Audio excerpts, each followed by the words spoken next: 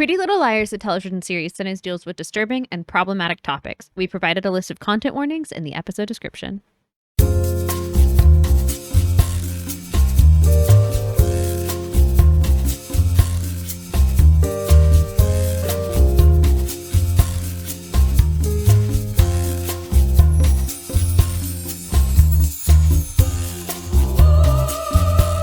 Hello and welcome to Dead Ends. I'm Emily. I'm Brenton. And we have 2 new episodes from season 6, the second half, Pretty Little Liars. It does feel like a new season. Mm-hmm, because they completely changed everything, and also like now we're on Freeform. Right, exactly. So we get like 10 times more product placement. Mm-hmm. Oh, it's so annoying. It's so annoying. It's really obvious every time. Yeah, these episodes are all right.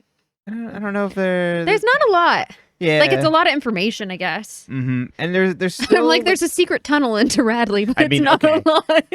Now, that is pretty good. That like, inside the walls of the Radley, they've kept things intact. Which is ridiculous. And that Sarah Harvey was either digging or is taking advantage of tunnels already dug to get through a room that they never would have... I don't know. We'll come back around on that. But it's like a lot. Yeah, if it was that opening, like right on the other side of a closet, you'd think at some point during the construction they would have seen it. Or someone would hear Sarah. I'm assuming that was what, like, oh, she was like shut in her room for 2 days. That she was like breaking tunneling out. Yeah, exactly. She's got her spork and she's gonna get through this brick. Exactly. It's like she's in prison. But it's just everybody, we're still doing a lot of setup of like why they're all here and staying in town. And it's like some of it I just don't care about. It's like there's too much of like Hannah and her boss in this episode. And then there's like the Allie and Dr. Rollins stuff in the next episode. I'm like, I don't know this man. I don't care. They should just be together. We don't need to have a courtship. You know what I mean? Uh-huh. Like, I don't really care. Yeah. So that stuff leaves me a little bit more ambivalent, but it doesn't mean that there isn't some wildness in these episodes. I'm like, on that positive note. Well, let's kick it off. Shall we get into it? That's right. So, I realized that Fandom they've got extensive synopses. And so I'm gonna, I guess. I'm just kidding. Maybe.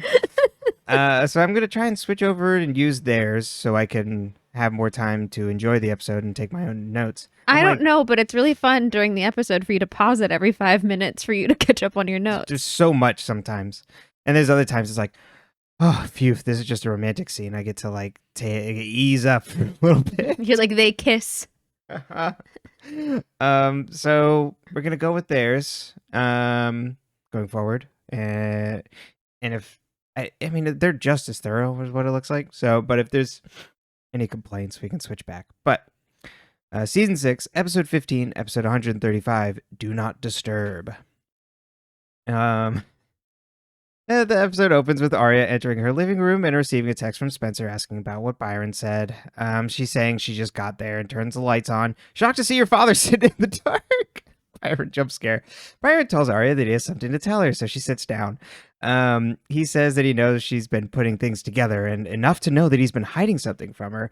And he confesses that he's been seeing someone, and then Ella walks into the room and Aria's like, how did you know about this? And Ella's like, well, since he asked me. Aria notices an engagement ring on her finger.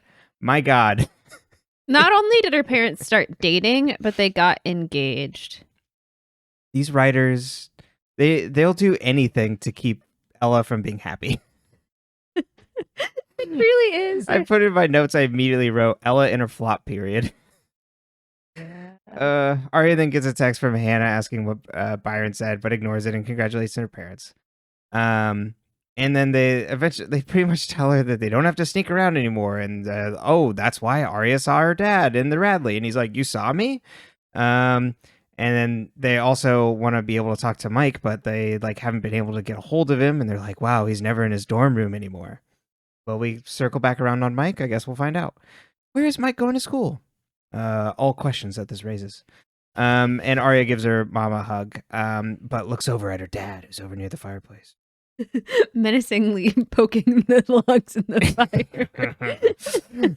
The scene cuts to Jordan, who's trying to clean up the loft, and then Hannah's says that he's making a lot of noise, and none of it sounds like an omelet. Jordan tells her that a car will be there in 5 minutes, and they overslept. Hannah says that maybe they should, they like flirt back and forth about like, staying up late. Hannah gets a text from Evil Emoji. I'm going to take Caleb's phrase for this. I like it so much better than just calling it A. Like, I get that drive. I get that drive or you get a broken heart. Clock is ticking. She tells Jordan she needs to make some calls, so they may need to go later. He tells her that he misses her and she says she needs to be near a landline because she has a lot of things that she needs to like call and confirm. And apologizes for changing everything last minute. The year is 2015, 2016. There's still a landline. She's like, I need to be near a landline. Wasn't it just like internet connection? I don't know. Oh, she says service cuts out on the turnpike or something, I think. Okay. So she needs to have that service. Yeah, she needs to have cell service. That's what it is. Okay. So I was like, why? She never in this episode uses a landline. They're going to call my home phone. Jordan says that it's very supportive and says he'll see her later. She gives him his tie back and they share a kiss before Emily walks in on them and is like, sorry, I'm early. My mom was driving me nuts. We then cut to Spaleb in bed drinking coffee. Spencer tells him to be careful, because she could get used to this, and they flirt back and forth.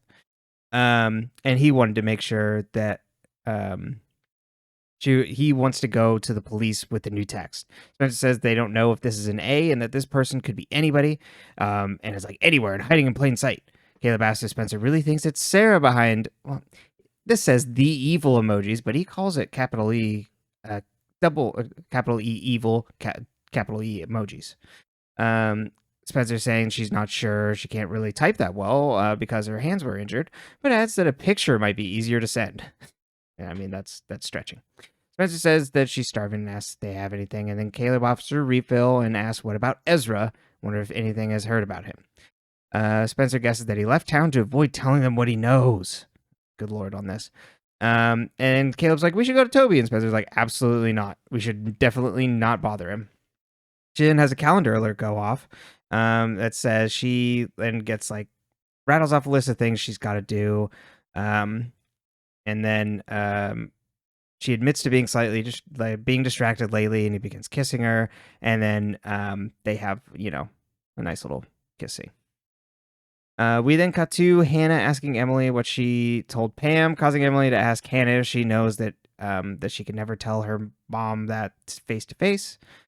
Emily then tells Hannah that she told her mom that they were still narrowing down bridesmaid dresses for Hannah, even though Hannah hasn't even asked about them yet. And then Hannah tells Emily that she has a lot more to worry about than her wedding, and then asks Emily if she needs her to drive her to the clinic. Emily says they have a service, so don't worry about that. And Hannah offers to, help Emily, and then notices that Emily's all nervous. And Emily says she's just been weirded out by the text. Hannah asks if she means the one from Aria, but says that if Byron and Ella get remarried, then Aria won't have to testify against him if he is guilty. And then there's like this weird thing where Emily's like, when do we call our our friends' parents by their first names? I think it was that Ella wouldn't have to testify against him. Oh, not Aria. Yeah, because it was the idea that like, if they were married, then like Ella wouldn't have to testify against. Right. Because it wouldn't. Aria's still his kid. Right. It still would have to do that. Yeah. But they're thinking that if they like. If they're married, then like you're not going to have like Ella testify. Like her statement no longer matters. This is very much a Bluth family thinking of the legal system.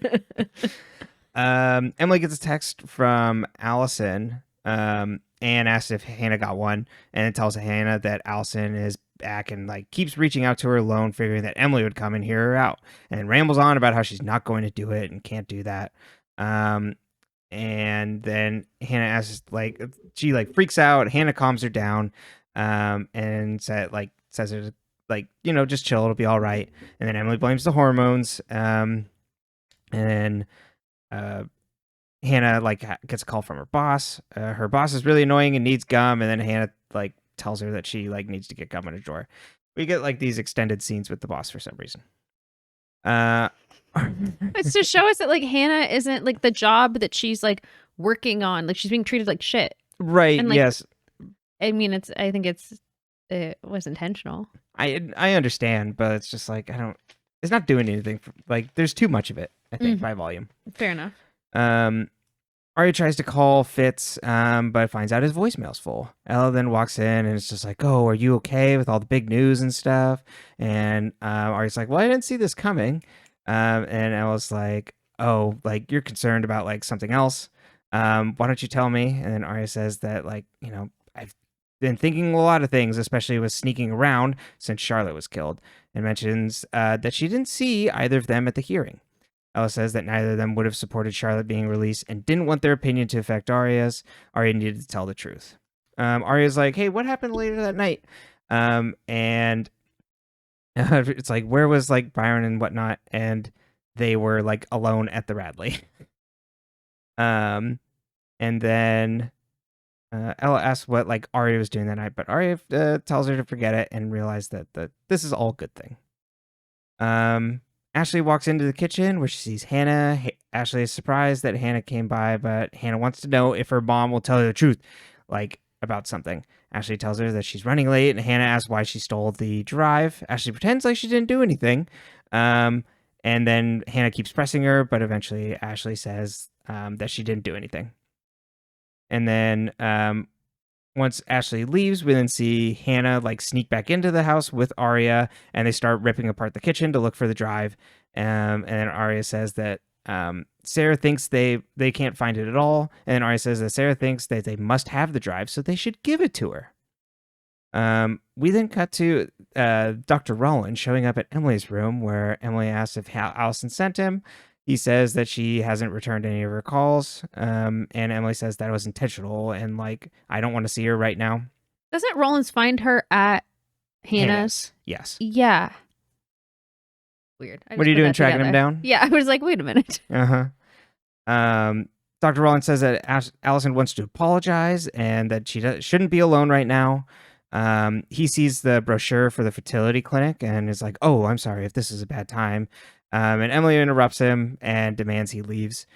We then see Spencer on the phone with Gil, who's like the campaign manager for her mom, and doesn't believe. She's like, "No, I don't have like this like. There's this lunch meeting I have in my phone." And he's like, "Well, I don't have anything." Yvonne shows up and greets Spencer and is like, "Oh, I thought it was so strange that like, we like had this lunch thing, but like, thank you so much for doing this. Like, this will be nice." And Spencer's like, "Oh, yes, of course. I'll meet you inside 1 minute." And calls Caleb and it's just like, "Yvonne showed up at my lunch." And then this is where Caleb suggests evil emoji is just trying to stir the pot. But maybe they can like figure things out if she like talks to Yvonne.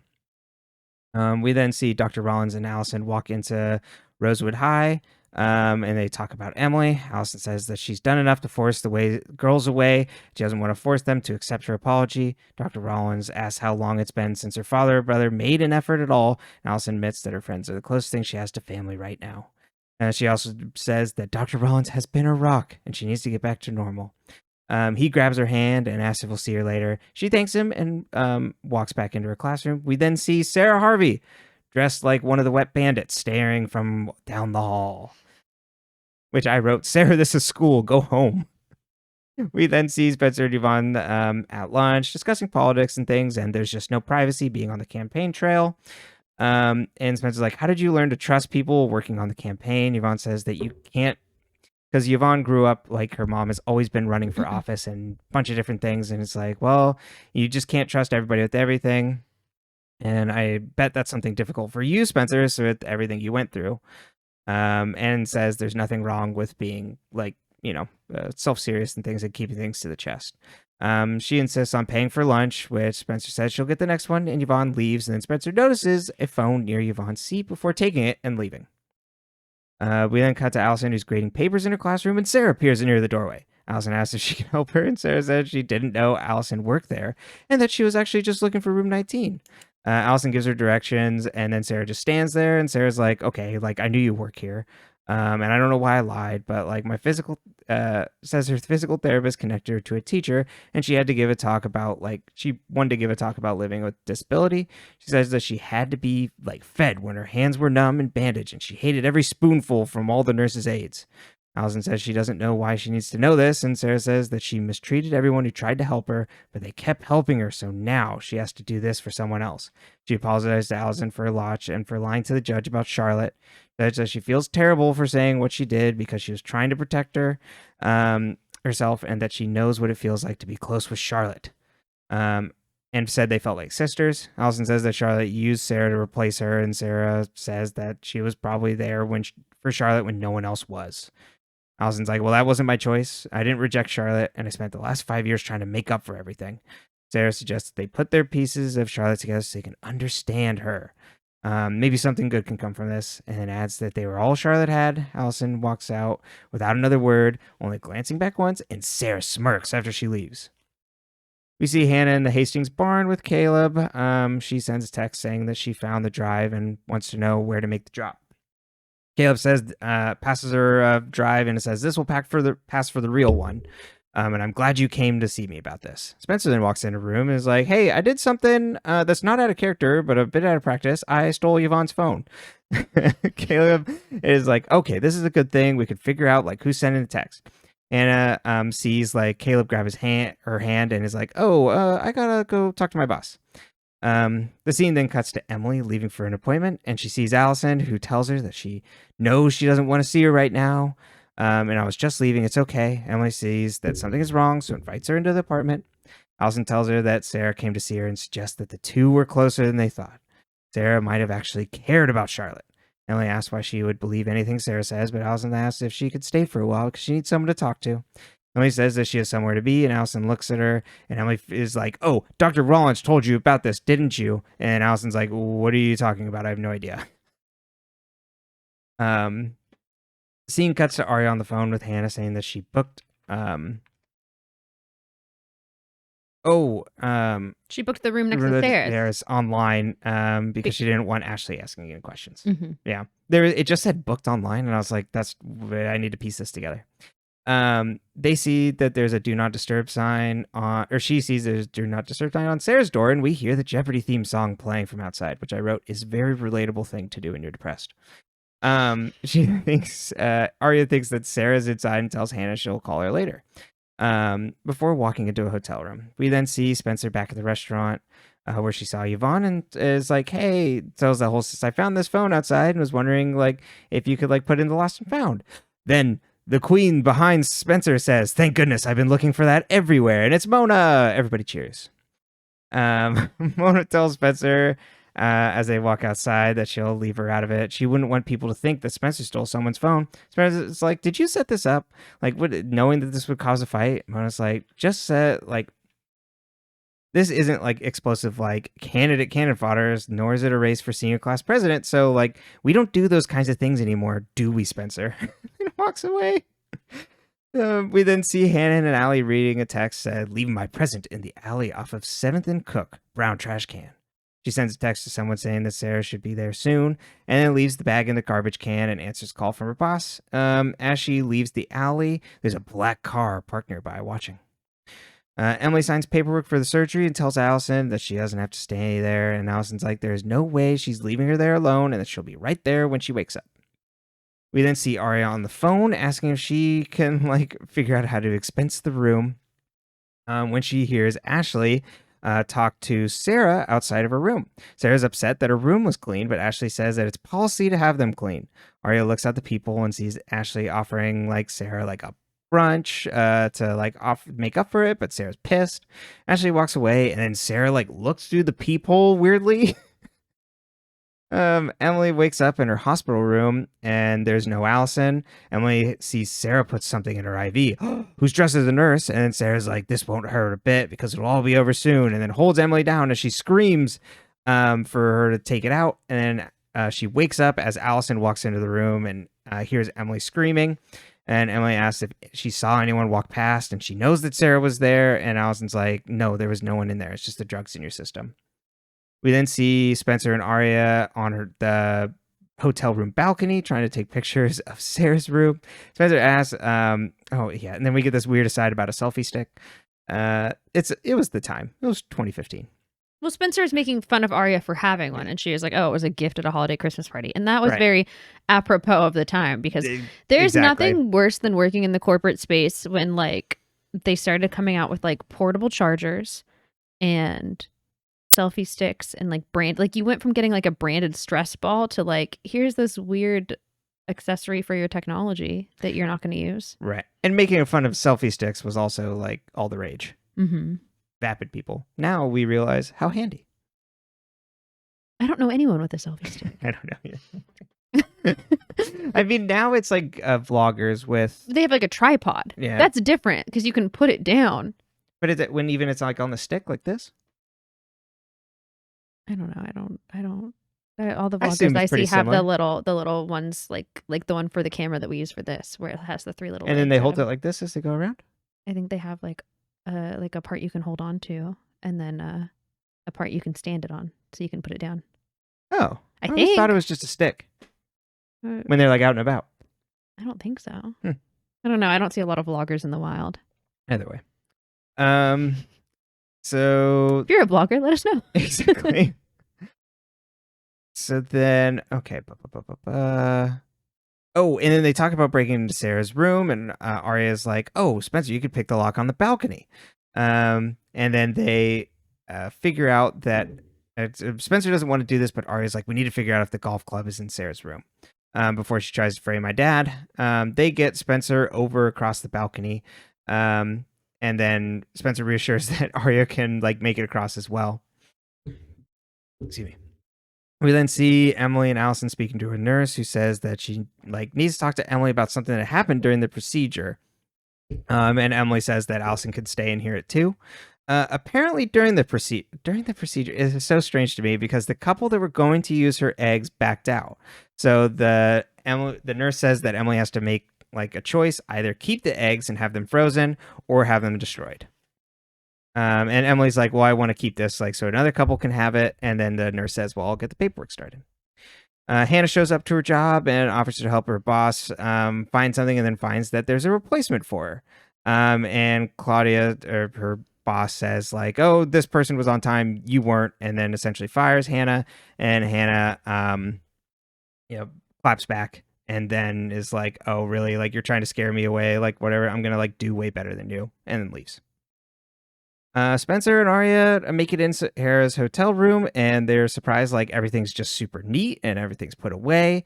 They find a glove under the bed, and then there's a drawer full of gloves, all on kind of like fake hands.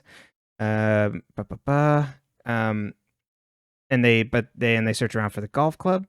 Caleb is on his computer trying to trace a phone call. He notices an encrypted file in the what is the just lost her Yvonne's last name. Yvonne's mom political camp. It's called Hastings Opposition Research, and clicking on it, he finds his password protected. It's the only file on the entire thing that is password protected, which tells me that like your campaign has no secrets. Like you don't care if people know like everything about your campaign, but just not the opposition research. Mm-hmm. I mean, you don't want people to know about the Hastings stuff. Too soon. In Sarah's hotel room, Aria looks in a closet for the golf club, and Spencer looks in her drawer. Oh, this is when she finds all the gloves, and then finds a map containing the floor plan of Radley Sanitarium. We then see Jordan and Hannah in a car, and Jordan comforting her. And he's like, you know what? Like, you'll be able to like get out of this, and blah blah blah. And Hannah's like, I don't want like this to like, I don't want like our wedding announcements to say I'm unemployed and things. And it's like, it's okay, let's just go back to your apartment in Rosewood, and we'll like sort things out, it'll be all good. And she's like, no, let's just keep driving. Did anyone's wedding announcement have their career path on it? Mine didn't. Mine did. I wrote put it. on there. We didn't do like a newspaper one, but like it wouldn't be like Brenton Pyle, marketer. I know, that's super strange. Back in Sarah's hotel room, Spencer discovers that this is the current room where Sarah is, that where Charlotte was when she was a patient at Radley. She calls out for Aria but doesn't hear anything and walks toward the closet, and then opens up the closet and finds a hole in the wall with a ladder under it, but there's no Aria. We then cut to Emily's room where she's lying on the couch. This is Hannah's apartment where Emily is staying. She's lying on the couch and there's several knocks on the door. But when she answers, there's no one there. And we get a Dutch angle to see that there's a carton of eggs with a bag. And then she opens it and there's a note that says, inside it says, gives me the killer or I'll use your eggs, typed on a piece of paper. The episode ends with an unknown figure looking at a hard drive on their computer, think it'll be footage, but instead Caleb pops up on screen and he's like, I don't know who you are, what kind of game you're playing, but guess what? If you can change the rules, so can we. And then a virus is detected on the computer and starts shutting everything down. But do you remember what you found most hilarious about that part? That A had an A drive on their computer. This is real nerdy shit. That all computers, like modern computers, now start with C drives for all your hard drives. So very funny, yes, that A has an A drive. But it's actually like going back, A and B drives are only floppy drives. So Caleb destroyed her floppy disk. I mean, vibes. Sorry, evil emojis, floppy disks. Okay. So is Byron involved in Charlotte's death at all? No, absolutely not. Okay. It's like, I think it's a really dumb resolution. And then especially next episode when Fitz comes back, it's just like, okay. Yeah, and he was keeping this secret so well. The man was a drunk. Also, why would you... Not just tell her. Yeah. I saw your parents out that night. Yeah, exactly. Your parents were together. It's like not that big of a thing that you have to keep hidden. And that you like couldn't just tell someone. It's so dumb. Like I said, poor Ella. How did they get engaged without their kids knowing they were dating? Is Ella staying at the house? I think she is now. Okay, but I mean before that. She had her apartment. No, because they were at her apartment that night. Oh, right. Okay. It's just because we keep seeing them together at the house. Yeah, it's because they don't have a set for her apartment. Right, I know. But it just made it seem like she's there all the time now. Yeah. Oh, I think she is now. Was Byron actually with Ella all night? Like, are they completely cleared and covered? I think so. Okay. I 100% believe that Ella was just like, yeah, this is kind of awkward, but yes. Well, okay. Now we'll move on to Spencer. Should they go to the cops? Is Caleb right? We get Tanner again. Yeah, in the next episode. God, she's bad at her job. That's the next episode. It's like these girls who were all being stopped. Like you accused them of basically being part of crime before, and then you found out they got kidnapped instead on your watch, and now you're like, you know what? They're 22. They're 23. They definitely committed the crime this time. Mm-hmm. Ruh-roh, Ruby. I think you're wrong. Wow, won't you be surprised when they're not guilty? I mean, are the police going to do anything? Probably not. I mean... The current conundrum of the world, isn't it? Yeah, you can't really go anywhere. And I mean, Caleb's fighting back with he's using his techno wizardry now to... Techno wizardry? That's right. Okay. Indistinguishable from magic. I don't think sending a file to someone is indistinguishable from magic at this point. It's baked into the drive. He just sent a virus, basically. Yeah. We've all been downloading viruses for years. If only evil emoji had taken the security training I did at work. Or had a good spyware. That's fair. But you're not supposed to like plug in like hard drives and flash drives. Oh, yeah, you're right. Okay. Let's talk about Spaleb. Thoughts, vibes, questions? I don't mind it. Yeah. It's like 3 stars. I give it 4. You give 4 because stars? It's better than the way Spoby was last. Yeah. We'll see yeah. Exactly bell curve. We're on a curve. Exactly what we were going through when we detailed last episode. Better for Spencer. Worse for Caleb. Like I like the Caleb vibe. I don't know. I think he's a little more autonomous in this relationship. Maybe because he cares about her less. Fair enough. Like that he's not always on her to like feel the need to protect her. Mm-hmm. I guess that's true. He doesn't treat her like something, like an object. Yeah, that's true. Because he really does. When Hannah gets back, end. yeah. Yeah, it really got. And even before then, too, he's kind of like, well, I'm just going to go do this thing. None of your business what I'm doing. And then also I put a tracker on your car. Yeah. Like, no, tell me everything, and then I'll let you put the tracker on my car. I'm just being cagey because I have a job interview. Min. Yeah, okay. Well, when you put it like that, I don't know. There's something about on screen that I'm kind of like, no, I think the yet. other two have better chemistry. Like, yeah. Will Yvonne be Spencer's ally, or will she betray her? Is she one of the people she warned Spencer not to trust? I mean, I could see that.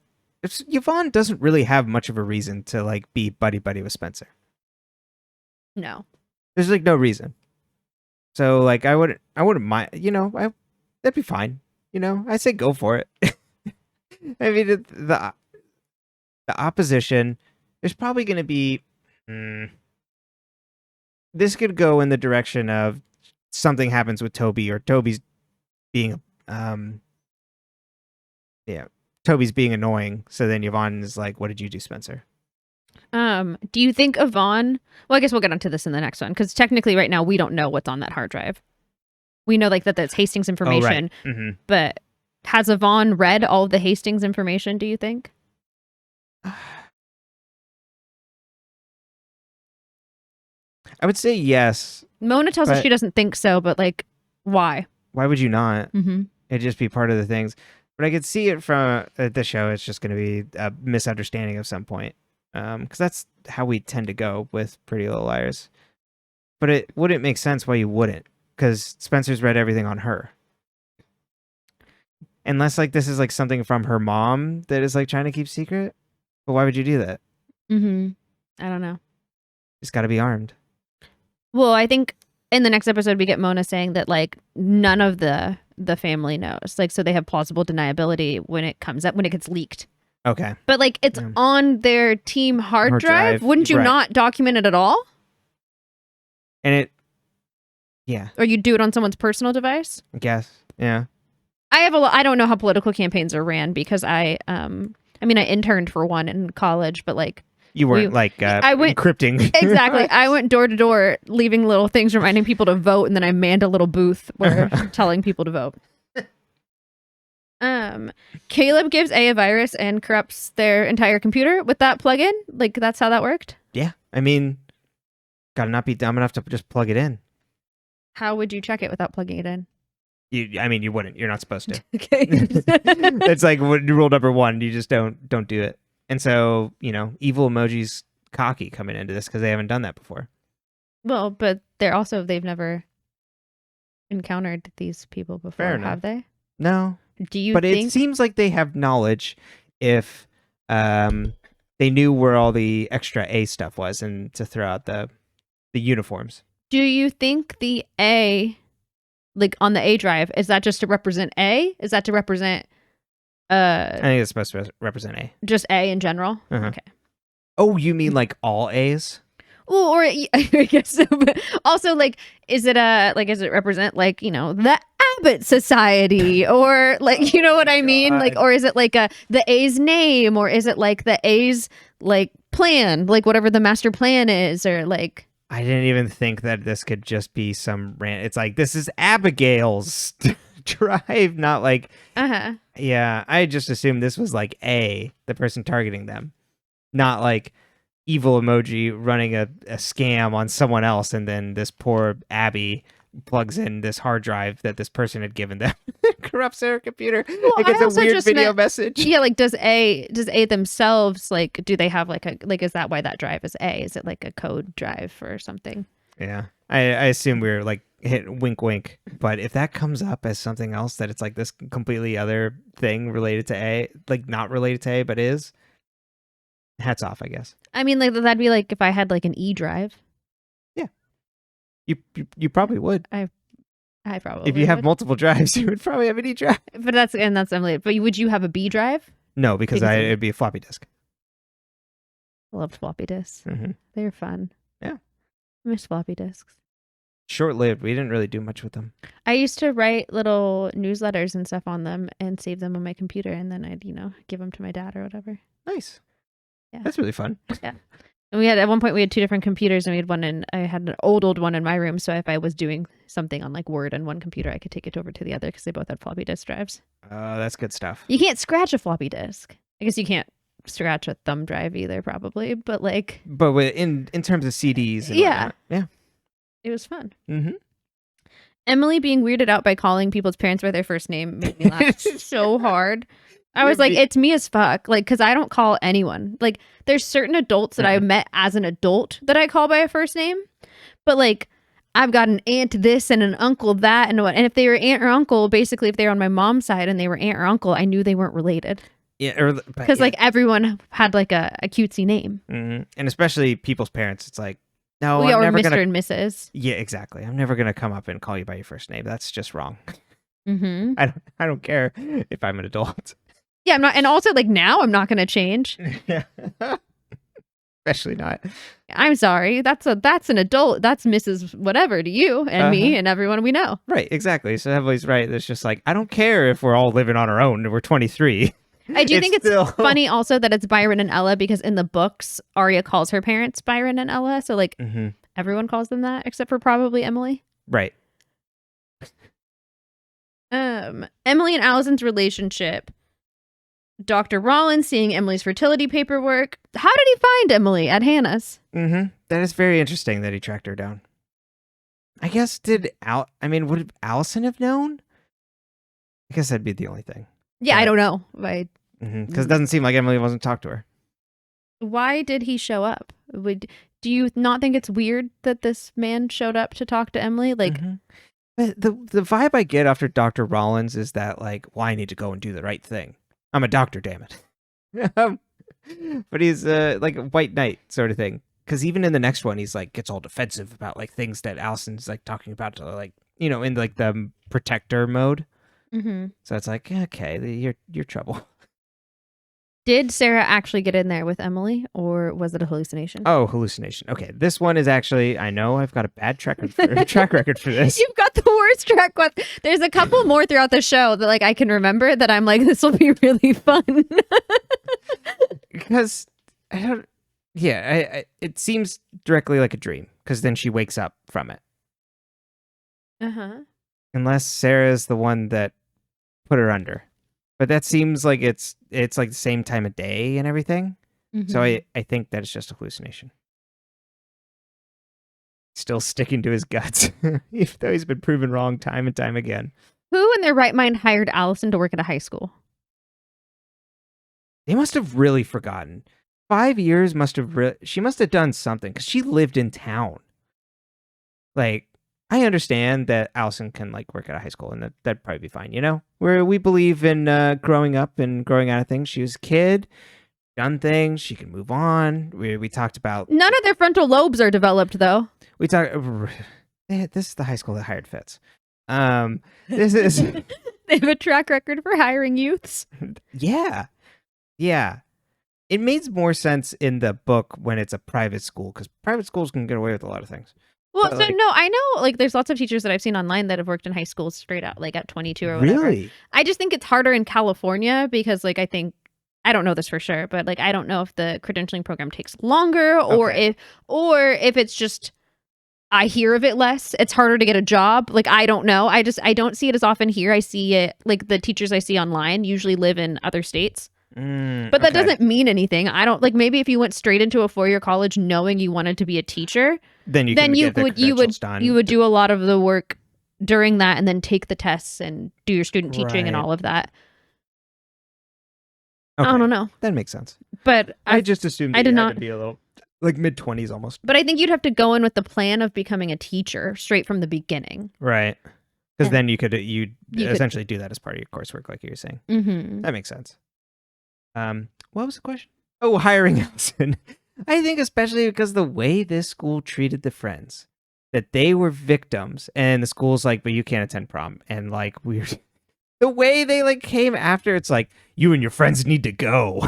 in the mid-season or not mid-season finale, the one right before then. But my God, so I guess it's just more to me surprising that they would hire on Allison. Not like, again, we'll give her the benefit of the doubt. It seems like Allison's come out on the other side. We don't really like this version of Allison, but there's possible that she did the work. But I'm actually just more surprised that the people of the town let her. Yeah, that's what I mean. Like, Okay. The Sara Allison scene at the high school. Mm-hmm. Why is Sara apologizing to Allie about Charlotte? Like, what is happening here? Does she actually feel guilty? How close was she actually to Charlotte? Is this all a ruse? I see. Okay, so I assume close to Charlotte. That I think that part is true because it's still so. But she was in her little cell counting the days by herself. Right. So Charlotte wasn't like hanging out with her once she got the other girls. Right. But then so it's unclear because it seems some things that like she was doing things for her and with her. She was still gonna blow up the Radley, but I guess that would have killed Charlotte. And Mona never saw Sara down there. No.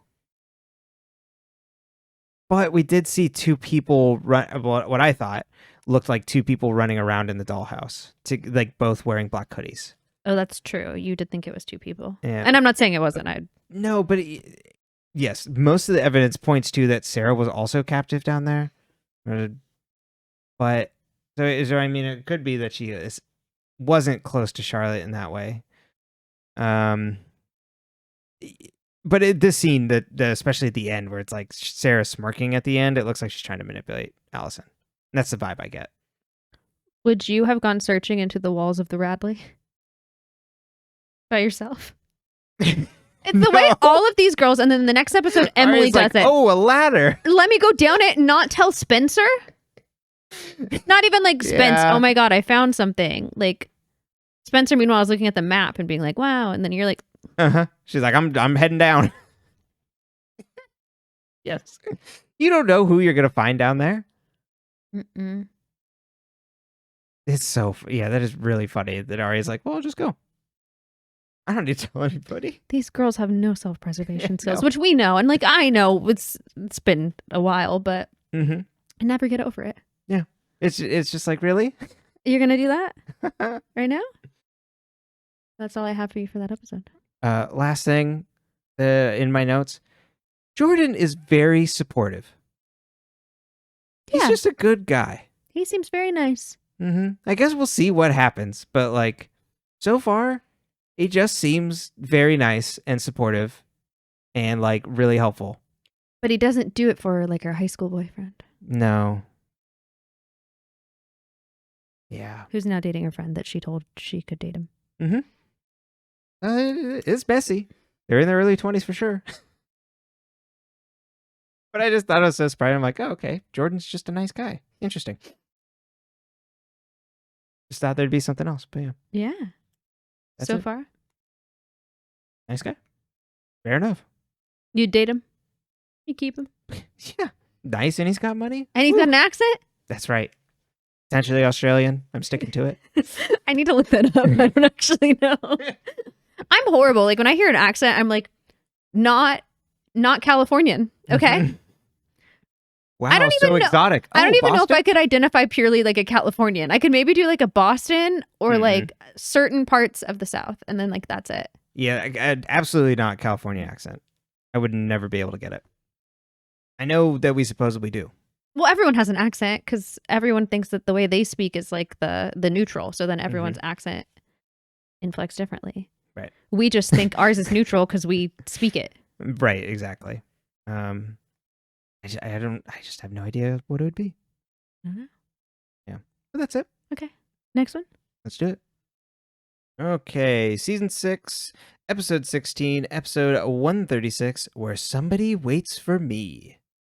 We see Hannah and Jordan in a heart-shaped bed at a hotel having a nice romantic time. We then cut to Radley or Spencer climbing down the ladder in the Radley and finds Aria looking at a switchboard similar to the one that they used in the dollhouse, or that the switchboard that they were tortured with at this dollhouse. So let's make it clear, Brenton, what the hell was happening with They it. were just playing with it. Mm-hmm. Spencer, it's like all dusty and whatnot down there, but they find a doorknob that isn't, and then they open it. They walk through a narrow hallway until Aria finds a file that cabinet isn't at the very dusty. end. I was like, what's a doorknob?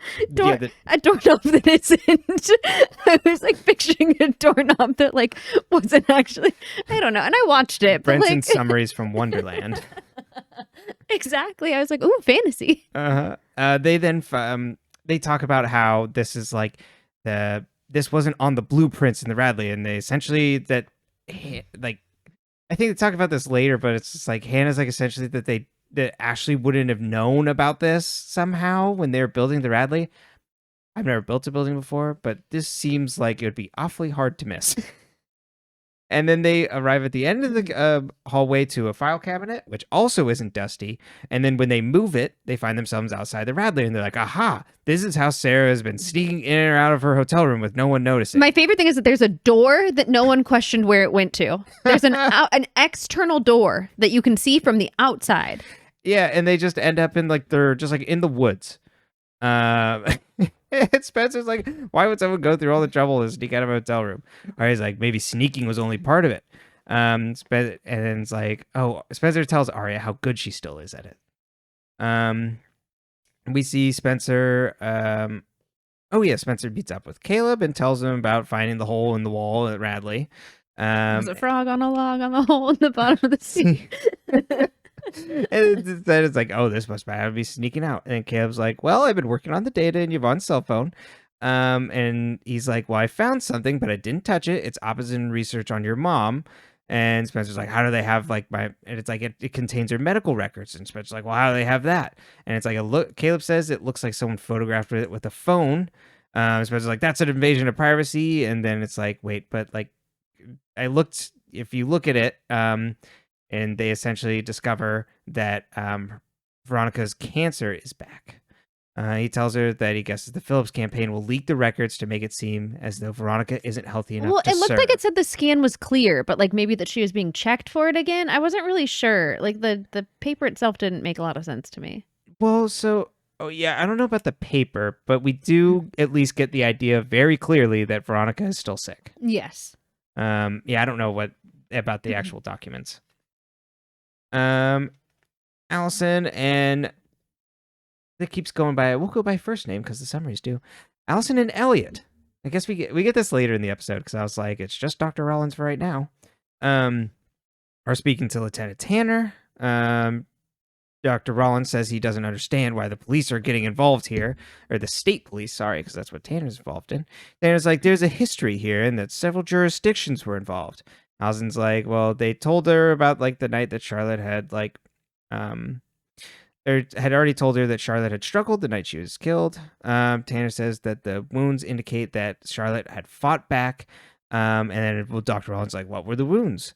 And Tanner is hesitant in explaining, but says that Charlotte was struck along the cervical spine with a metal rod with some type of rectangular piece that's hollow at the top before she was thrown down. Dr. Rollins asks how she knows the safe, and it says, well, it left an impression. Tanner then asks Allison if she's heard of a restaurant called the Two Crows and tells her that someone called from a landline there to their house. And the call lasted more than 3 minutes. Dr. Rollins and Allison say there was no phone call that night. And Tanner asks if he was there the whole night. He says quietly he wasn't. And then Tanner says, well, that call must have happened after you left. Allison says that there's only one landline here. And Tanner says that Charlotte must have been the one to speak to the person. Spencer and Aria at the brew, telling Emily about what they found at the Radley. Emily asks if they should tell Hannah's mom, but Aria's like, no, we shouldn't. Ashley would then kick Sara out of the hotel, and the ladder would be gone. What would they do? She says they know about her escape route, but they don't know why. Sara doesn't know that they know. Emily says that maybe she really did see Sara at the clinic, and then that they need to tell Allison. Spencer says that if they tell Allison, then they have to be ready for her to talk to the police about it. Well, they don't know that Allison's already told the police about them. Aria says that maybe that should happen, and they should we should stop seeking things. Maybe the police should know. Before they leave, Spencer says that they need to try and get in touch with Hannah, and that she has to meet them at her mom's, and that she has to meet her mom at headquarters. Emily looks down at her phone, prompting Aria to ask if she wants her to go with her. But Emily's like, no, it's okay. Like, I can do this on my own. Aria then spots Liam and greets him with a hug. And then it's just like, wait, what are you doing here? He's like, well, I like it. Sorry. He asks if something is wrong and says that he wouldn't come all this way for bad news. And then Aria introduces him to Emily. Emily says that she'll text Aria later. And then Liam says that it's about like Fitz's book. We then cut to Spencer, who meets up with her mom. And then Veronica is like, goes through with Gil about all the things that she has to do and her long list of duties for the political campaign. And then asks Spencer to tell Melissa that she can't reimburse, or Gil then says, tell Melissa that I can't reimburse her without a flight number, and that I need the flight number off her luggage tag, if you could do that for me. Slight pause there, and notes for the future. I'm getting motion sick literally reading the summary, so I'll be taking it next time. The joys of this sort of thing, and I'm going to bring it closer to my face. Okay, where is it? Oh, Spencer talks to her mom alone after Gil leaves, and Veronica says that her poll numbers are dropping, but it'll be all right. And then Gil comes back in and says it's time for her radar interview. Emily walks up to the door of Hall's medical clinic, but then stops when seeing there's a note on the door that all appointments have been canceled. She then decides to knock on the door. Why would you knock on the door when it looks like it's closed? I was so surprised that someone answered. The nurse answered. Emily asked what the hell happened, and the nurse says that the freezer unit with all the donated eggs failed and everything in it was lost. We then cut to Hannah waking up in the hotel room alone, and then she finds that she has a billion texts from her friends. And then she puts on a bathrobe and calls out for Jordan, but there's no answer. And then there's a knock at the door, so she gets all scared, but opens it up, and it's Jordan who is out getting food. As she looks at the tray afterwards, after he walks away, she finds a note card next to it that says the honeymoon is over, and there's like a angry face in the eggs and ketchup and bacon. We then cut to Allison talking with Emily and Spencer. Emily and Spencer catch Allison up on evil emoji, and they say it started after Charlotte's funeral, and they ask if they know if Allison knows of anybody that would want to kill Charlotte. Charlotte and Allison's like, well, there's like a lot of people that she hurt, but like actually like killing them, I don't know.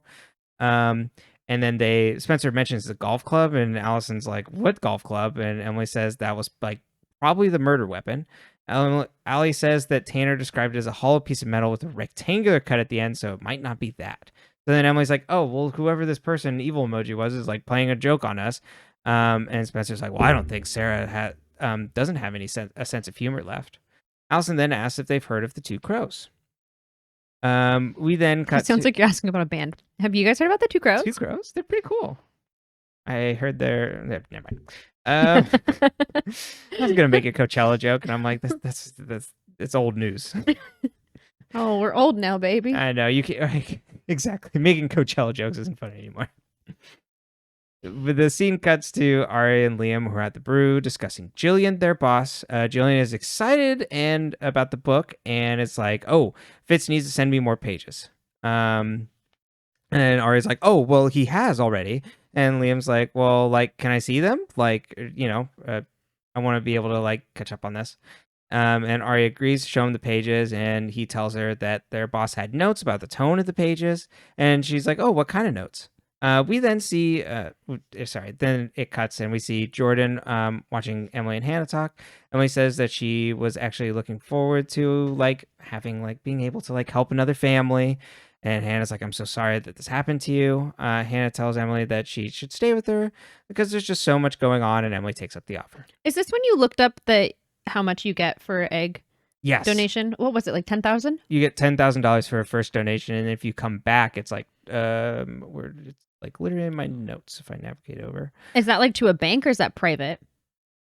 Oh, this was just like a general thing that they like generally make this much. Oh, it was in the last episode. That's why I couldn't find it. Oh, I didn't write down what second-time donors were. I think it was like 12.5 or something. So you get a lot of money. It is true. Yeah, but is it a lot of money for? I mean, I assume they cover all your medical expenses too. Right. Like, yeah, It's a good it's an chunk. invasive procedure for sure. If Yeah. you were like, I don't, it's still an invasive procedure. Yeah, it's a lot of money to have, people inside of me. Uh-huh. I mean, I guess if you get pregnant, you also have a person inside of you, so like, It's fair enough. I don't know. Mhm. But totally, I mean, I think once again, like totally, I feel like that's what you want to do. It's one thing, but like to do it for money, I'm like, Right. Yeah. I mean, exact. If you think about it, it's probably a very quick way to get $10,000. I don't think it's very quick because you have to do the That's shots fair for a enough. while. Yeah. I don't know how long that takes, Mm-hmm. and you have to like qualify. Capitalism, man. Mm-hmm. We've commodified everything. Yeah, this is Not just like, oh, this person wants to help out and they're willing to, and we'll pay for their whatever, and they get some sort of nominal fee, and it then becomes like a whole, right. whole thing. Yeah, just sell things to your body, and this will be an easy way to make money on the side while you're doing your job. Or in school. Yeah. Because they did always come to the college campuses. Because they probably want Like early 20s, I think. right. Yeah. I mean, I don't know what the actual ideal range, and people use people they know as their donor versus like there's lots of nuance to that, but in general, yeah, they were there a lot. Dark times. Yeah. Emily thinks that maybe the person that killed Charlotte did it because they thought that that's what the friends would have wanted. And Hannah is like, well, what kind of person would want that? And then Emily says, well, the kind who would hold my eggs for ransom and destroy a freezer full of potential babies just to get them. All right, Emily, let's calm down a little bit. The scene cuts to Spencer. I just that's an expensive attack. Yeah, that's expensive for like the other people. Yeah. Like I'm like, okay, come for the girls, but like everyone? Like I don't know how many other families were in that freezer, but so my family's eggs. My big thing with this, and then when we kept coming back around on Allison before it got destroyed, was like, Allie's gonna end up with these eggs, isn't she? Like she's gonna end up with Emily's eggs, like owning them, or like using them to have a baby with like Dr. Rollins or something. This is like, I'm like, Emily's eggs are gonna come back around, and one of the friends is gonna be, exactly, yeah. I was like, they're gonna come back around, and it's gonna help one of the friends, and I'm like, and then when Allison kept coming back around, I'm like, it's gonna be Allison. So like, as in like knowingly, they're gonna use Emily's eggs. Yes. Like Aria's like, I want to have a baby with Liam or whatever, and so I can't, whatever, and I have to have a. Yeah, but then when the freezer thing happened, I was like, well, it's not going to happen out this way. But I'm like, oh God, Allison is going to use Emily's eggs. She's going to have a straight relationship and a baby, but it's going to be with Emily, like tangentially. Scandalous. Yeah. So if it happens, I'd be like, really? They could have just put them together. But we'll see. This is all I was just so sure. But then when the freezer thing happened, I was like, well, maybe not. I mean, you're not right, but it would have been a plot line. Yes, it would. Okay. All right. Whew. Well, we scratch that. We avoided something, people. Spencer walks into a store and finds Mona there. Looking at her, Mona that greets her, and Spencer's like, what would happen if I just asked you something? And Mona's like, well, why don't you try? I'm just like, well, did you tell Yvonne to leave the phone there at the when I had my lunch with her to see if she couldn't trust me? And Mona's like, well, I did, but I didn't tell Yvonne that you took the phone. Spencer then realizes that Mona set the plan up because she wanted Spencer to find something, and Mona's like, well, that sounds super elaborate. Spencer says this way it wouldn't look like you were passing along campaign information. Mona then tells Spencer that she's sorry about Veronica and prays that she'll be okay. And Spencer's like, well, why did you go through all this trouble? Mona says that the campaign plans on leaking the report, which is wrong, and that she doesn't believe that Yvonne or her mom knows. We'll see. Spencer looks down, and Mona quickly realizes that Spencer had no idea that Veronica was sick and apologizes, and Spencer's like, thank you, Mona. And this is the moment where I was like, an enemies to lovers relationship between Spencer and Mona. I would eat that shit up. Mm-hmm. I would eat that shit up. It would be Spona. so good. Mincer? Mincer makes it Or sound Spenna? like Minsa. I mean, for two people that are so smart. I know, that's why I was laughing. Mincer sounds like an off-brand of Ensure, like you bought Ensure over Right. at like the Walmart. Or it's like one of those, it's a prescription drug where it has like all kinds of crazy side effects that you hear about. Mincer Yeah. may include loss of limb, Blood clots. swelling of nose. Hannah walks into her room and finds Jordan, who asks what happened to the clinic. She tells him that it was a mechanical failure, and he's like, it's like, do you actually believe that? Hannah asks what he means, and he's like, well, with the way like we rushed back, maybe Emily thought it was more than that because of the things that are like going on and that you've been through. And Hannah's Her little like, trauma-informed king. right, exactly. I'm glad they included this quote. It's like, okay, she's not hormonal, she's paranoid. Is that what you meant? Jordan's like, I don't think this is like going the way I wanted it to go. I just wanted to like try and tell you that I'm like worried and there's like things that are happening. So like I maybe thought it could have been something like that. He's like the Jordan knows what show he's on. Absolutely, he like completely understand. Jordan says that the person who hurt them is dead, and that like if like you keep looking for things in the shadows, you're gonna find something. He then asks her to come back to New York with him. Let's get away from this, and she's like, "No, Emily needs me here, and I can't leave." And he's like, "But what do you need, Hannah?" Well, things to not be in the shadows because they're actually there. Right. I think that's my favorite thing about this show. It's like really, for those of us that have lived our whole lives paranoid, it's really just like confirmation that like, yeah, someone is fucking with you. Out to get you. Someone hates you so bad, they have a lair. Mm-hmm. A lair. Right, with many screens.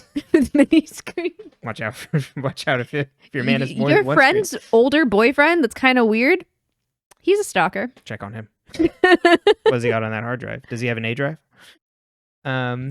This we then cut to Aria and Liam looking over the pages. She's like, what do you think of it? He's like, I think it's beautiful. And then Aria asks about the notes that Jillian left, but he's like, oh, everything's all fine. And he's like, Fitz is a terrific writer. He's like, oh, I get like this feeling, like a rush, like when I read these pages, and it's the same rush that I get when I read your writing. Aria then is like, oh, you know that I wrote these pages. And he's just like, I know like Fitz is here and maybe it's a little like complicated in things, but like, he might be upset when he finds out that you did this. We then cut to Spaleb talking about Spencer encountering Mona. Caleb's like, well, do you believe her? And Spencer's like, well, I think she's telling the truth. Caleb's like, well, it may be that, but it's Mona. And Spencer says, well, I don't think anyone knows why Mona does anything, Mona included, but the file is here and that's reality. So I think she actually helped us out. Caleb been asked about Veronica, and Spencer's like, well, I couldn't talk to her about like this, and like, can you erase the report? And Caleb's like, well, if I do that, then everybody will be alerted that there's a file gone and all this stuff. And it's like, well, Veronica has to go public with her diagnosis before the leak. Spencer's upset by this. And says that it's her mom's secret, not theirs. And Caleb says that it's not going to be a secret for much longer. But then Caleb gets a message from Hannah asking if he's busy and if he can buy her a drink, or she can buy him a drink. What if you text Are you busy? Buy me a drink. Text your ex who's dating your friend. Buy me a drink. Mm-hmm. Want to buy me a drink? Yeah. I mean, still a little sus when it's like, can I buy you a drink? But well, she wants to talk to him. Yeah. At the Radley. It's like, hey, can we? They used to do I this was like, is grab this a gonna coffee. be something? Is this gonna be like did Caleb tell Spencer he was going there? We don't know. My question. Aria tells Did Liam, Caleb tell? I'm supposed to ask the questions. Oh, that's true. It's okay. This is internal. This is for me, not for you. Brenton's stressing. He got a spinoff. It wasn't. Caleb's gone through women for this show. Yeah. For a male character. That's true. Because most of the men are either with their partner or they're not. Well, Fitz does have a track record. But some of them were before Aria. That's true. And they just came back. Mm-hmm. And then Nicole got kidnapped. And then one ends up being alive. Allison. Oh, I forgot about Allison. I always forget about Allison. Wait, so 3 people he's dated have been kidnapped. I think I'm pretty sure Sarah left a comment like alluded to this. Yeah. I think someone did too, and I was like, I don't think I registered it, but Right. like at the time, like I was like, yeah, you're like, damn, what a track record. 3. Yeah. Allie, Aria, Mhm. and I almost said Sabrina and Nicole. He didn't date Sabrina. No. Okay, no, and I would be more excited about these episodes if we got more info on what the hell happened to Fitz and Nicole. Oh, we're gonna find out what happened with Fitz and Nicole. Don't you worry your pretty little head about that. They're gonna give us that entire plot line you did not ask for. And I'm trust asking me, for it. well, you're asking for it now, Yeah. but before it came, you weren't asking for this plot line. No, You I was weren't not sitting- asking for a racist plot line. No, and you weren't asking for a kidnapping, and we've already had a handful of those. Mm-hmm. And just, the journey we're gonna go on, baby. It's only just begun. Hilarious. We cut back to Aria and Liam, and she's like, well, I never intended to write a book. I just needed to keep like Jillian interested. And it's like, well, is like Fitz gonna get in trouble for this? And he's like, wait, aren't you wondering if like you'll get in trouble for this? And she's like, well, I like just assumed I'd get in trouble. And he's like, there's a fine line like between like what you're doing things here. But like we'll have to figure something out, like if Fitz doesn't get back soon. She's like, well, Fitz will be back, and Liam tells her that he probably will, but she's like, I'll just have to explain to him what I've been doing. We then cut to the Radley. Oh no, they're at the brew where Hannah and Kate. No, this is at the Radley. Hannah and Caleb are catching up. Caleb's like, well, that isn't your fault. What happened to Emily? Like, they don't need an excuse to like come after you. A was probably planning on doing this when they discovered coming after them when they discovered what Emily was doing. So like, bing, bang, boom. Hannah's like, well, like Caleb specifically called him A, and Hannah's like, well, you called him A, and he's like, well, what else am I supposed to call them? She's like, stupid saying evil emoji. Evil emoji. She's like, it's not an A, it's not A, and Caleb's like, well, even though it's not the same person, they want the same thing, for you to be miserable. And the rest of the friends, he says, they're stronger. You're stronger and smarter than you know, and really talks her up. And after talking for a little while, Caleb tells Hannah that he has to take care of some things, and starts to like take out his wallet to pay. And Hannah stops and says, "Next time." He drank And then none Hannah- of that beer. No, It it's was like full. absolutely full. And then Hannah dejectedly watches him leave. In a flashback, we see Caleb sitting outside in an alleyway playing with a cat, and then Hannah exits outside of a party. As we can kind of see, like dressed all like fancy. He's dressed all too, and they like talk about like how Caleb doesn't want Hannah to like end up like her boss, and they like kind of both talk around about how like they like don't see eye to eye anymore. And he also he asks if he'll see her if she asks if he'll see her at the apartment, and later. he says there's nowhere else I would like to go, basically. And you get the idea that they're essentially on the rocks, and that this is the last time they probably saw each other. But tells Hannah that he doesn't want her turning into a Sybil. I don't know the reference here. Her boss's name was Sybil in that scene. Right, but I thought that this was like a wider thing of like what a Sybil is, and I tried to look it up, but I didn't like see anything. So no, if I we think because they were talking about Sybil and she was like a bitch, and so yeah, I thought it was like a term for like a specific type of like woman, and there was some, but like it didn't really like map well to this scene. So if someone else chimes in the comments on this, that if this is something or if I'm just reading into it and have it wrong. Emily's at the brew when Tanner approaches her, and starts to talk to her. back and worse than ever. Exactly. She wanted to thank Emily and the others for staying in town to help with the investigation. And Emily's like, well, not like we had much of a choice.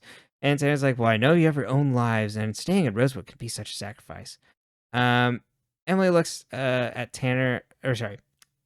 Tanner kind of like alludes to the fact that it's like, oh, isn't this interesting? There's no homicide in 5 years, but then when you come back, all of you and your friends, there's suddenly a homicide. And then Emily's like extremely put off by this. Yeah, because it's also like, it's also, there were no homicides while this one person was locked up. And then the day that person got locked up, there was, or no longer locked up, I guess, there was a homicide. Isn't that really the thing you want to be looking at? Mm-hmm. Mona gets in an elevator, but then before the elevator door closes, Caleb jumps in and is just like, if you come after Spencer, I'm gonna like take you apart. And then Mona asks, like, just out of curiosity, who kisses better, Hannah, Spencer, or me? Then Caleb has to leave. And then at Spencer's house, Allison had come over and her and Spencer catch up.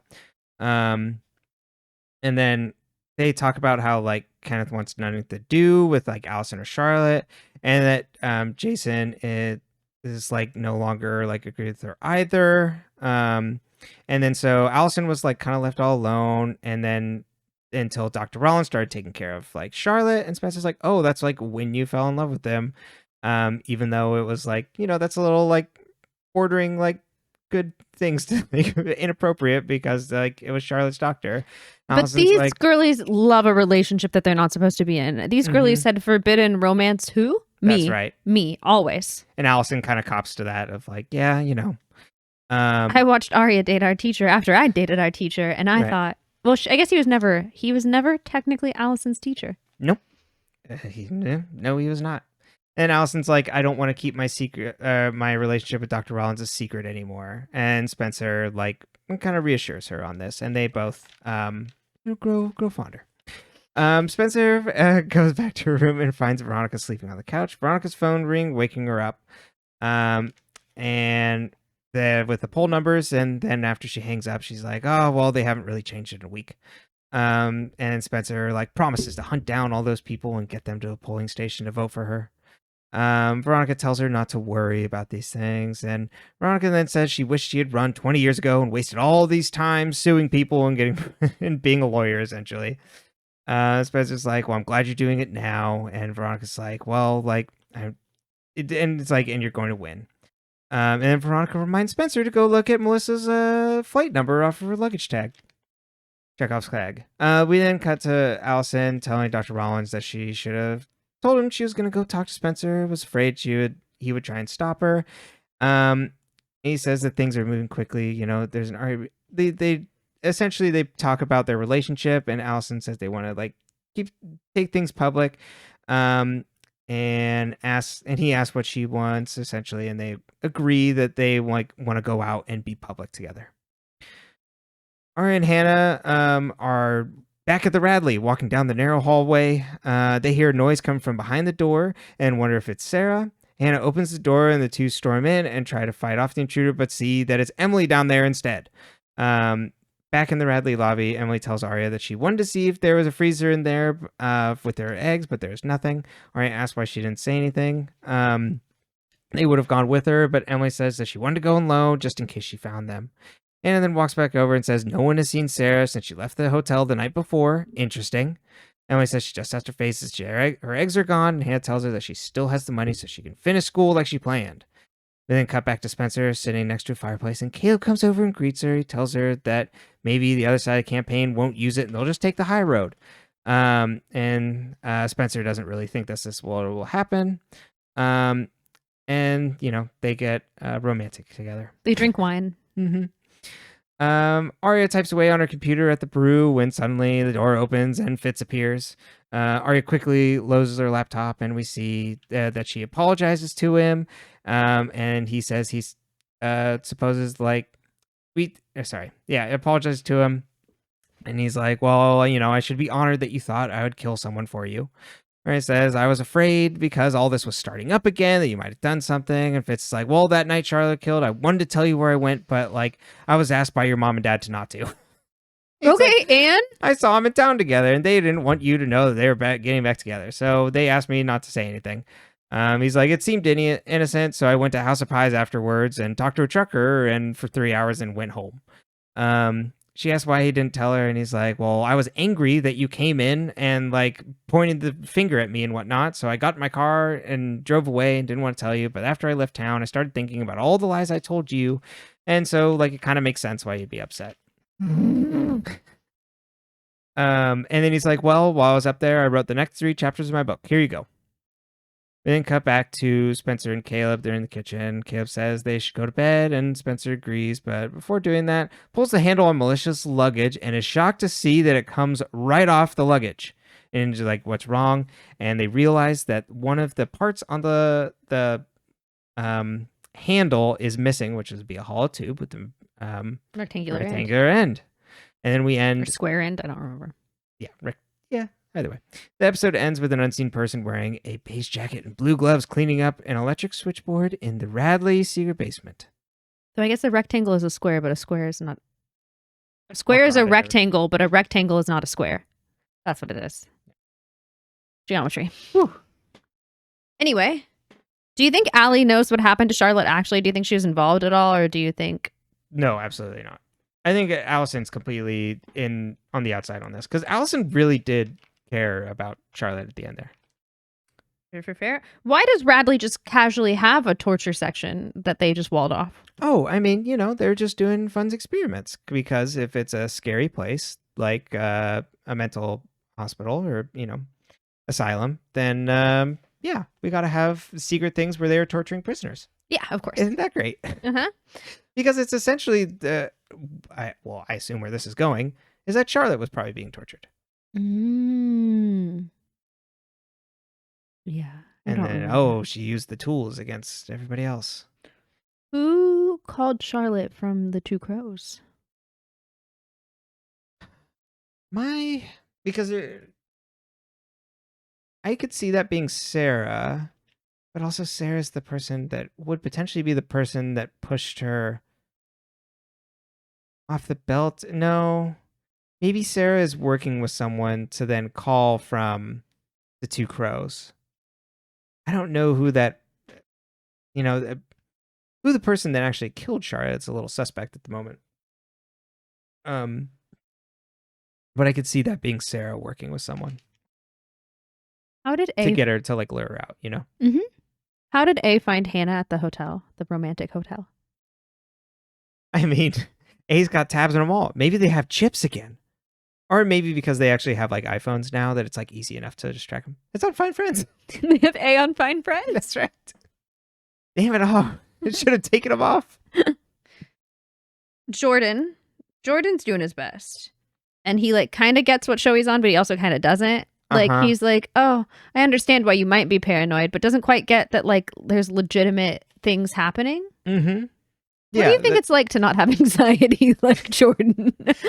he's pretty chilling, but he is also there's validation from Jordan of just stuff is happening, but he's also doing the let's just get out of here. You don't have to be here. Mm-mm. But she does. Right. Because Tanner's around. Should Caleb have gotten a drink with Hannah? I'm really worried that that he really shouldn't have. I know we don't see them talk about it, and they don't have to show every single thing on a TV show, but this seems ripe for, wait, you went and had a drink with your ex-girlfriend? What's up with that? What? Could evil emoji twist that and send it right back? Oh, look what your boyfriend's getting drinks with. Spencer was very unfazed with finding the two of them alone in the barn, though. Right. So, would she care? Yeah, maybe not. But it could be used to twist. That's true. What happened? What happened with Caleb and Hannah back in New York when Hannah was in her party girl era and Caleb was in his alley rat era? I know. What's Caleb doing? He was hanging out with a cat. Yeah, it seemed like that. So this is why I hope Caleb doesn't get back together, because it seemed like Hannah was growing into a different person and Caleb was growing into a different person, and they weren't seeing eye to eye anymore. Maybe Caleb really just needed earplugs, because the issue was that he was being taken to shows that were too fucking loud, and he just started getting overwhelmed and stressed and having panic attacks. And then once he discovered earplugs, everything got a little bit better. Yeah. Happened to me once. I was going to say personal experience. Yeah. Mm-hmm. Which is funny, because I was the more social butterfly, but you were the one who wanted to go to really loud shows. Yes. They were so loud. Yes. It's fair. But I like seeing music. Yeah. I'm not really talking to a lot of people there. That's true. I'm dancing. That's not true. People always talk to you. Well, that's true. But that 'cause you're wasn't so my intention cute. to go there. Yeah. Thank you. You're very cute too. I always befriended the gay men who hit on you or looked at you and then were like, oh, is he yours? And I was like, yep, that's right. That is mine. Thank you. I found him all by myself. But yeah, I thought that was very funny because I was like, Yeah, you're like, okay, I'm in Caleb's camp. yeah, I love a good party. Well, no, put me in the alley. if you give me the right amount of like alcohol, energy, and earplugs, I'm having a great time. Mm-hmm. Or even no alcohol, but like energy and earplugs. Like Right. there's certain times, and then there's other times where I'm like, I'm so overstimulated, I want to die right now.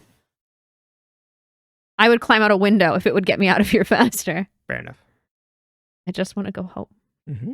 Also, because it's hard to like I think part of the misconnection there is that Hannah is networking, socializing, like working on Right. that, and Caleb wants to spend quality time with her, Mm-hmm. and she wants to show him off. You know what I mean? Or like be out Yeah. and like have him there and celebrating with her, and he's like, I just want to like go home and hang out and play Scrabble or whatever. Mm-hmm. Totally. Like, why can't we just have like something that we do ourselves? Exactly. And Yeah. I'm not saying that I don't remember exactly what their whole thing becomes, but that's what I get from the scene. Absolutely, 100%. It's like, oh, they want different things. And they're not telling each other or compromising. Mm-hmm. Because it's one thing to do, like, I do your thing and then you do my thing. Like, okay, I want to go to a private dinner and then we can go. Or, Right. oh God, do you remember the time we went and had a giant pasta dinner before we went out? I don't remember what show we went to, but we had dinner at La Traviata. If you're ever in San Francisco and you want really good Sicilian Italian food, if it's still open, amazing. I hope it is. There's a place called La Traviata in the Mission. It's on Mission, right? Yeah, it's off the 20. It's right off the 24th bus stop. It's so Not good. bus stop. Jesus Christ. BART stop. Bus. I mean, you can. But There's- that's going to be a there's- completely different place. I don't know where any of the buses go. I only know where BART goes in Yeah. Uni. But so it's amazing food. It's all, you walk inside and it's like, because La Traviata is an opera, and it's so they're playing opera music, and then there's like framed pictures of like famous opera people all over the walls. It looks like your grandma's house in that way. So good. It's the best fucking food I've ever had. Mm-hmm. It's so good. We used to go there all the time and we'd split a bottle of wine and then like eat until our pants didn't fit. And one night we did that before we went to a concert or a show. And I can't remember what it was, but I just remember being like, I officially need to start bringing Tums with me when I go places. Sitting in the back, button pants. I think we were about like 26. You know what I mean? Like we're right where I'm like, oh, I have acid reflux now. Go to the chill out room just to unbutton the pants. I'm in the bathroom just trying to cool down. Someone is in here stinking it up. But 10 out of 10. But like like they don't have that kind of compromise. Right, exactly. No, I don't recommend that compromise in particular, unless you want to. Yeah, good food. Might Such be a good little food. bloated. Just remember that. Yeah, maybe go home after. Maybe go walk around after. Yeah, maybe go on a that's it. walk. Okay. Enough about me. Aria. Uh-huh. Liam identifies her writing. I'm like, wow, he loves you. He really, yeah. It's really, I mean, it's pretty good that all the boyfriends have like really, the new ones are good people. Uh-huh. Healthy. Yeah, so then it's like, oh, they're toxic. Yeah, Oh, the they're girls the are. toxic ones. Yeah. I mean, like, Good. sometimes I think about even like my dating and behaviors in high school and college, and I'm like, you know what? I was also the problem. I wasn't helping anybody. So then the other thing too is he reads this story that he's like, it's beautiful. So did Aria literally just write the rest of her and Fitz's story? Because I think she's writing as Fitz, or like Fitz's story. right, but Fitz's story to begin with was like Emily being like, that's about you. It's about And then Nicole. right, and Aria's like, no, he just dates petite women. So did Aria just go, well, I'll finish the story, but it's she only theirs. wrote a couple chapters. Oh, right, yeah. But I mean, she kept going off it, but it's their story. So then Liam is reading about Aria and Fitz's love story. But he thinks she's just ghostwriting as Fitz. Uh-huh. How do So you... what happens? I don't know. Yeah. How do you think Fitz is going to react to that? Oh, he's going to be totally chill. No, he's going to be happy. He's like, wow, thank you for doing it. Like, okay, like, that's a little weird, but like nothing we Do you can't mean figure that, out. or are you being... No, I'm completely joking. He's going to flip out. He's going to be so angry. I can't believe you went to your boss with these fake pages and things. I didn't want to write this damn book.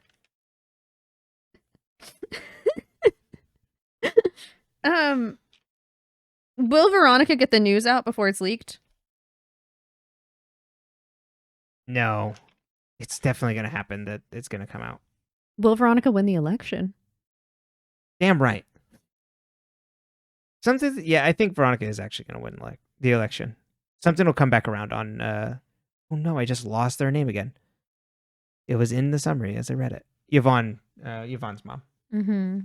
Something's going to come out there. Why is Detective Tanner so fucking bad at her job? I mean, let's use some critical thinking skills here, Tanner. And let's not go back to the people it's but this time. It's Fred and a pup named Scooby-Doo being it's the red herring. Remember the episode where it was the red herring, though. Detective Tanner always remembers the red herring episode. But that was many episodes later. It's the red herring. Oh, that's good. It's good stuff. It's good stuff. Mm-hmm. Okay, and then last but not least, as you aptly put it, and I put in my notes, Chekhov's suitcase. That's right. Do you think Melissa did a girl boss again? In she quite cold murder a girl boss. She's been found guilty of girl bossery. I put in all caps at the very end. Did Melissa kill again? Why would Melissa kill Charlotte? Because the tape was her freaking out about the tape was after Charlotte was dead, right? Mm-hmm. Yeah. So I don't think she did, but seems awfully suspicious, don't it? Why would Melissa go after? Unless Melissa's going into overdrive mode again and being like, I need to protect my sister. I don't know. Well, should we do some pontificating on that? I would love for you to pontificate. Unfortunately, I cannot. I don't think there's not a lot happening still, but let's jump into it. Let us step into...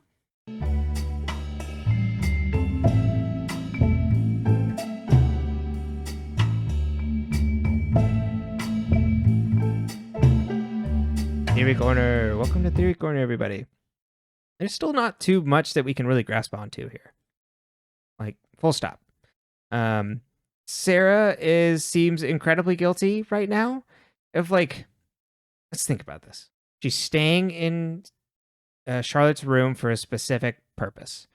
She has drilled a hole in the wall, or for whatever reason, the builders of the Radley left the hole in the wall, and that she just brought her own ladder.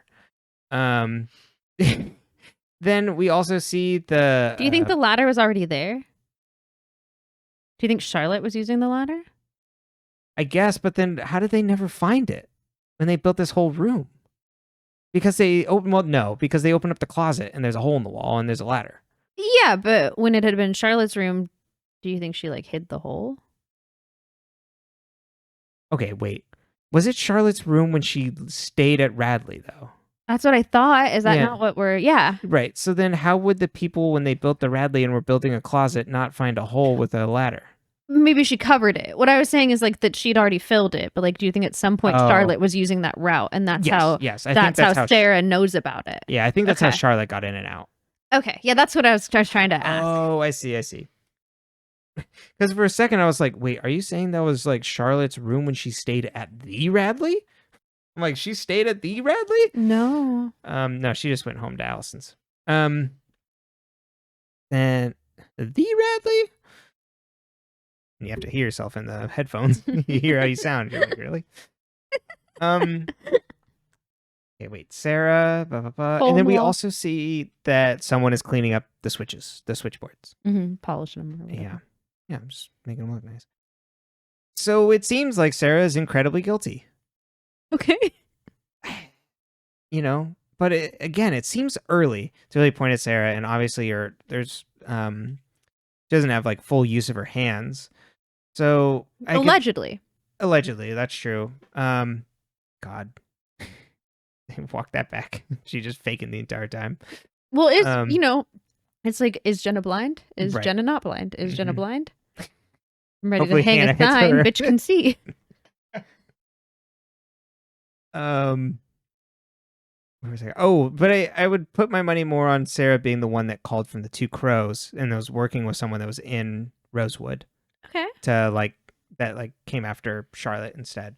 I don't think Sarah's the one that got her hands dirty per se, but is on the bad side of things. That's why she wears gloves. That's right. Keeps them clean. But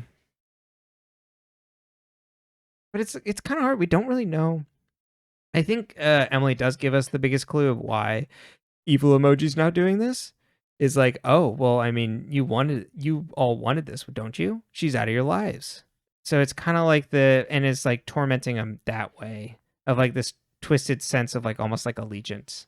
And so is trying to get them to out maybe so okay, so twisted sense of allegiance, like coming after them, but also then using that to run the game on them.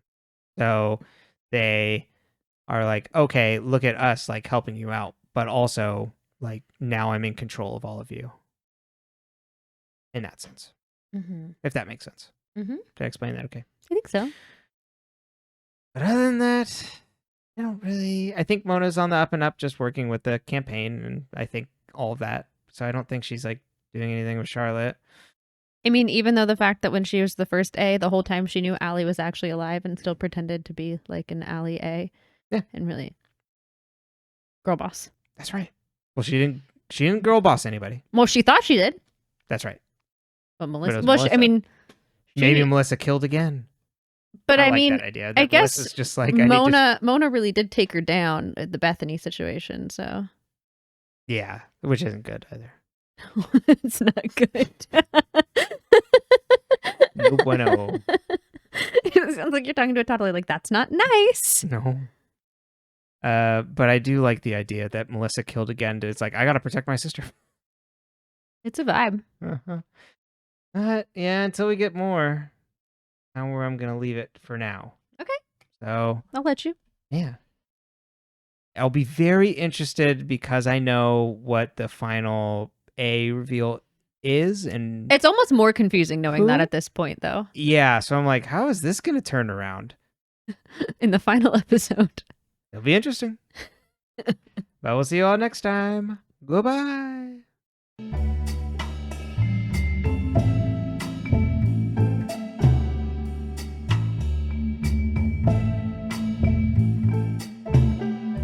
Well, Yeah, that will be interesting. Any final thoughts? No. Yeah, I don't know. There's not much going. I mean, we talked for a while, but I feel like by volume, we had a lot more distractions on this episode. So that's all right. What do you mean distractions?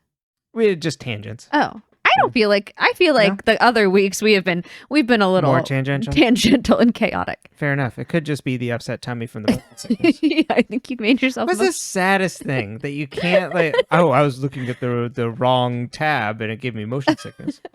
It's the black background with the white text, I think. Good Lord. Well, back to written summaries next week. It'll flow a little better too, anyway. Yeah. But, well, when we're not here, we're usually here. God damn it! I do that every time. I'm just so trained. We have no other plugs. Well, you can find this podcast on all your audio and video platforms at Dead Ends. Audio podcast.